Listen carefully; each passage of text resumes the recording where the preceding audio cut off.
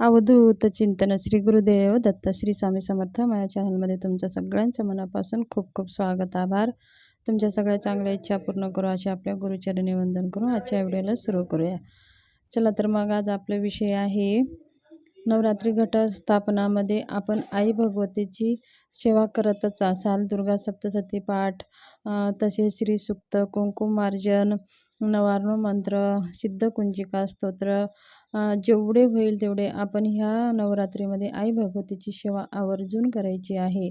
समजा तुम्ही घटस्थापना करत असाल, घटस्थापना करत नसाल तरीही पण आपल्या आईची सेवा आपल्याला करायचं आहे. तुम्ही अखंड दीप दान करत असाल किंवा अखंड दीपसुद्धा प्रज्वलित केला नसाल तरी तुम्ही देवासमोर बसून ह्या 9 दिवसामध्ये साक्षात आई भगवती आपल्या सूक्ष्म रूपामध्ये आपल्या घरावरती ती येत असते आणि म्हणून आपण त्यांची कृपा आशीर्वाद प्राप्त करण्यासाठी त्यांचे सगळे आपले कृपा कार्य पूर्ण व्हावं आणि त्यांची कृपा अखंड आपल्या घरावरती राहावं म्हणून आपण कुलदेवीची सेवा करायची आहे. ज्या घरामध्ये कुलदेवीची सेवा होत नाही त्या घरामध्ये प्रत्येक कार्यात अडथळे येत असतात. आपल्याला जर काही अडथळे आले तर मग आपण काय करतो की आपण कोणत्या तरी ब्राह्मणाकडे जात असतो. तर ते ब्राह्मण देवता आपल्याला सांगत असतात की तुमच्या कुलदेवीची सेवा तुमच्याकडनं घडत नाही आहे. म्हणून आपण आपल्या कुलदेवीची सेवा वर्षभर जरी कमी केला असाल पण ह्या नवरात्रीमध्ये फक्त कुलदेवीचीच आपल्याला सेवा करायची आहे. आई भगवतीची आपल्याला यथाशक्ती दुर्गा सप्तशतीचे पाठ करायचे आहेत. त्याच्यानंतर आपल्याला जेवढे काही मंत्र आहेत तुम्हाला देवीचे, तुमच्या कुलदेवीचे, जी तुमची कोणती कुलदेवी आहे ते समजून घ्यायची आहे आणि त्याच कुलदेवीची आपल्याला सेवा करायची आहे. जर तुम्हाला कुलदेवी माहीत नसेल तर तुम्ही तुमच्या वडीलधाऱ्या लोकांकडनं समजून घ्या. कारण का ज्यांची कुलदेवी माहिती नाही आपण दुसरी सेवा केली तर त्या देवीची आपल्यावरती कृपा आशीर्वाद होत नाही. ज्यांच्या देवी आहे त्यांच्याच कुलदेवीची आपण सेवा करायची आहे. तर आपल्याला बघा काय करायचं आहे. जर आपल्या घराच्या आजूबाजूला छोट्या जे बारीक जे मुंग्या असतात ते मुंग्या बघायचे आहेत झाडाखाली किंवा आजूबाजूच्या कुठं मुंग्यांचं घर असतं तिथं आपल्याला काय करायचं आहे. एक वाटी हे घ्यायचं आहे गव्हाचं पीठ, आपण चपातीचं पीठ म्हणतो ते घ्यायचं आहे. त्याला थोडं स्वच्छ त्याला चांगलं खमंग भाजून घ्यायचं आहे आणि वाटीभर पीठ भाजणं झाल्याच्या नंतर वाटीभर साखर आपल्याला मिक्सरमध्ये बारीक करून घ्यायचं आहे आणि थोडेसे आपल्याला काळे तीळ घ्यायचे आहेत आणि हे तिन्ही एकत्र मिक्स करायचं आहे. बारीक झाल्याच्या नंतर मिक्स करून एक डब्बी भरून घ्यायची आहे आणि आपल्याला दररोज त्या मुंग्यांना हे पीठ द्यायचं आहे.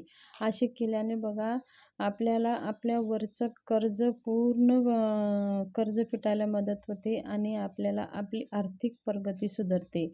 आपल्याला धन येण्याचे मार्ग भेटतात. हे उपाय छोटे छोटे आहेत पण ह्यांचे प्रभाव आपल्या जीवनावर खूप चांगले सकारात्मक प्रभाव येत राहतात. तर तुम्ही ही सेवा दररोज 21 दिवस करा किंवा दररोज एक डब्बी भरून घ्यायची. एक चिमूटभर मुंग्यांना साखर टाकत राहायचं. म्हणजे हे जे काही आपले जमिनीतले जे जीवजंतू असतात ते खातात आणि मुंग्या पण खातात आणि दुसरे पण मुंगे खातात. ते संतुष्ट होतात आणि मग आपले सगळे काही कार्य चांगले होतात आणि आपल्याला जे कर्ज आहे ते फेडण्यासाठी मदत होते. आणि बघा कोणतीही सेवा करताना आपल्याला आपल्या मनामध्ये विश्वास हवा आणि भाव हवा. आपण करतो म्हणून करायचं नाही. कोणत्याही आपण कशासाठी करतो. मुंग्यांना असं म्हणायचं की एक चिमूटभर आपण साखर दिली तर आपल्यावरचं कर्ज हळूहळू फिटत आहे. ही भावना आपण मनामध्ये घेऊनच कोणतीही सेवा करायची आहे. बघा मेहनत तर आपल्याला करायचीच आहे. मेहनत केल्याशिवाय काही नाही. पण त्या मेहनतीबरोबर आपल्याला सेवा पण तेवढीच गरजेची आहे.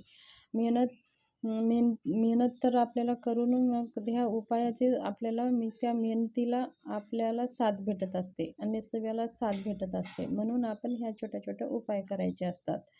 हे दिसायला छोटे उपाय आहेत पण त्यांचे खूप काही चांगले कारगर परिणाम आपल्या जीवनामध्ये दिसत असतात. तर हे खूप अत्यंत प्रभावशाली हा उपाय आहे. दुसरा उपाय म्हणजे आपण आंघोळीच्या पाण्यामध्ये दररोज समजा 21 दिवस किंवा 40 दिवस दररोज थोडं थोडं जरी पण टाकून तुम्ही अंघोळ केला तर आपल्याला खूप काही याचे पण चांगले परिणाम येतात. बघा एक एक माणसं कसे असतात की खूप चिडचिड करतात, त्यांच्यावरती खूप असं नकारात्मकताच बोलत असतात किंवा सारखं नकारात्मकताच विचार करत असतात. त्यांच्या डोक्यामध्ये नकारात्मकता असते. पॉझिटिव्ह त्यांच्यात थिंकिंग येतच नाही आहे. असे काही लोकं असतात. कारण का त्यांच्यावरती जे काही बुरी शक्ती आहे, जे काही नकारात्मकता आहे ती जास्त हावी आहे. त्यांना ते सकारात्मकताकडे जाऊ देत नाही. म्हणून ते तसले माणसं काय करतात मग कंटिन्यू नकारात्मकता बोलून नकारात्मकता विचार करून मग ते तणाव, ताण-तणाव, डिप्रेशन, टेन्शन ह्यासारख्या गोष्टी त्यांच्यासोबत घडतात. मग ह्या सगळे आले की मग ते चिडचिड करतात. मग एकमेकावर रागाराग, मारामार ह्या सगळ्या गोष्टी घडतात.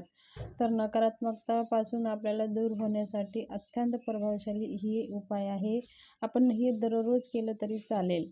आणि आपला भीमसेन कापूरचा छोटासा तुकडा घ्यायचा आहे. भीमसेन कापूर थोडं महाग आहे, चालेल, पण त्याला छोटासा तुकडा घ्यायचा आहे. आणि आपण जे काही अंघोळ करतो त्या अंघोळीच्या पाण्यामध्ये ते भीमसेनी तुकडा चुरा करायचा, एकदम असं बारीक बारीक बारीक करून ते पाण्यात टाकायचं आहे. आणि चिमूटभर हळद पाण्यात टाकायची आहे, चिमूटभर थोडीशी. ते टाकल्यावर थोडंसं पाण्याचा कलर पिवळसर होईल, काही हरकत नाही. आणि असं करून जर आपण पूर्ण डोक्यातून पूर्ण अंग घासून घासून जर आपण अंघोळ केले तर आपल्यावरची जे काही नकारात्मकता आहे, जे काही इडा आहे, पीडा आहे, कोणी कर्णीबाधा झाली असेल, कोणी आपल्याला नजर दोष लागले असेल, तर त्या सगळ्यापासून आपल्याला मुक्तता भेटते आणि आपण पॉझिटिव्ह थिंकिंग येण्यास हळूहळू आपल्याला मदत होते.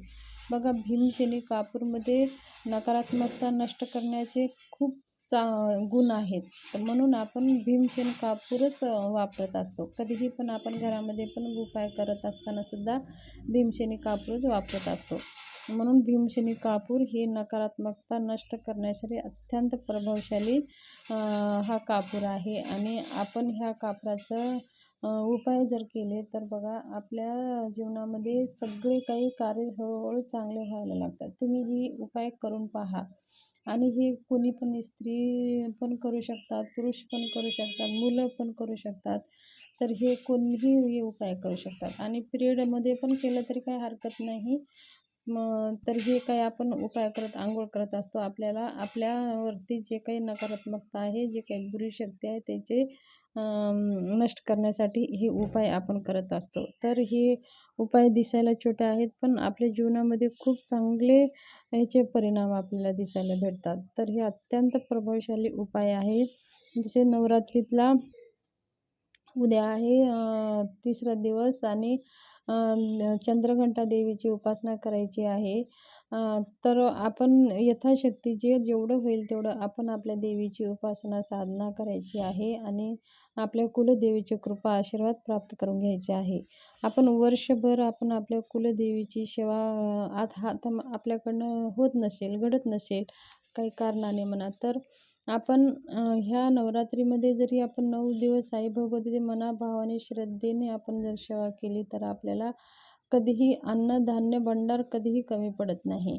म्हणून आपण आवर्जून ही सेवा करावी. आणि तसेच आपल्या घरामध्ये अन्न कमी पडू नये म्हणून आपण 9 दिवस अन्नपूर्णा देवीची सुद्धा आपल्याला मंत्र जप करायचा आहे. मंत्र आहे अन्नपूर्णे सदापूर्णे शंकरपरानवल्लभे ज्ञानवैराग्य सिद्धार्थं भिक्षां देयी च पार्वती. अन्नपूर्णे सदापूर्णे शंकरपरानवल्लभे ज्ञानवैराग्य सिद्धार्थं भिक्षां देयी च पार्वती. ह्या मंत्राचे यथाशक्ती आपल्याला पाठ करायचा आहे. धन्यवाद.